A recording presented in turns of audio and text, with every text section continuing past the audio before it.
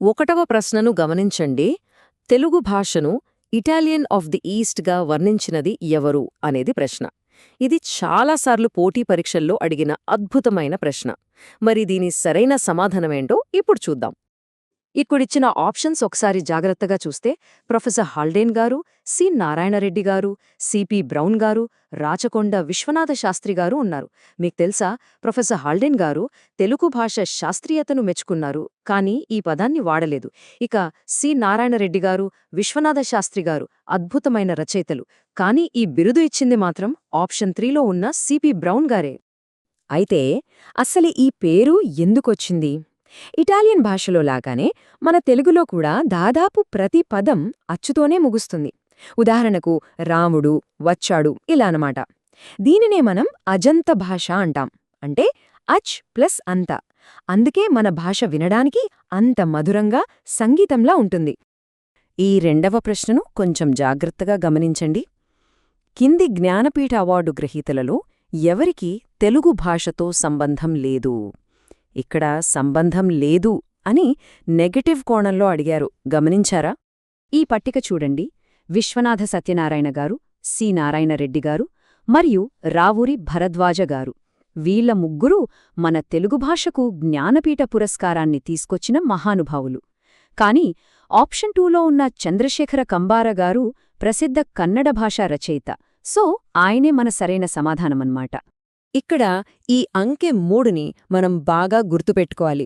ఎందుకంటే ఇప్పటివరకు మన తెలుగు భాషకు దక్కిన జ్ఞానపీఠ్ పురస్కారాలు సరిగ్గా 3.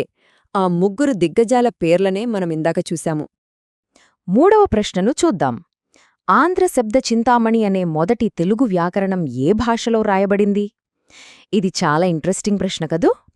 ఆప్షన్స్ గమనిస్తే సంస్కృతం, ప్రాకృతం, పాళి మరియు తమిళమున్నాయి.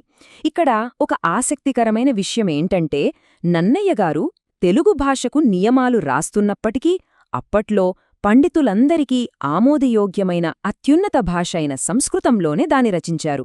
కాబట్టి ఆప్షన్ 1 సంస్కృతం అనేది ఖచ్చితమైన సమాధానం. అసలు ఈ ఆంధ్రశబ్ద చింతామణి అంటే ఏంటో ఒకసారి గుర్తుచేసుకుందాం. ఇది నన్నయ్య భట్టారకుడిచే రచించబడిన మొట్టమొదటి తెలుగు వ్యాకరణ గ్రంథం. మన తెలుగు భాష నిర్మాణానికి ఒక చక్కటి చట్రాన్ని ఏర్పాటు చేసిన గొప్ప పుస్తకమిది. ఈ 4వ ప్రశ్నను చదువుదాం. ప్రసిద్ధ కవిత్రయంగా పేరుగాంచిన ముగ్గురు కవులు నన్నయ, తిక్కన, ఎర్రాప్రగడలు ఏ గొప్ప ఇతిహాసాన్ని తెలుగులోకి అనువదించారు? ఇది బహుశా మనందరికీ తెలిసిన ప్రాథమికమైన ప్రశ్న.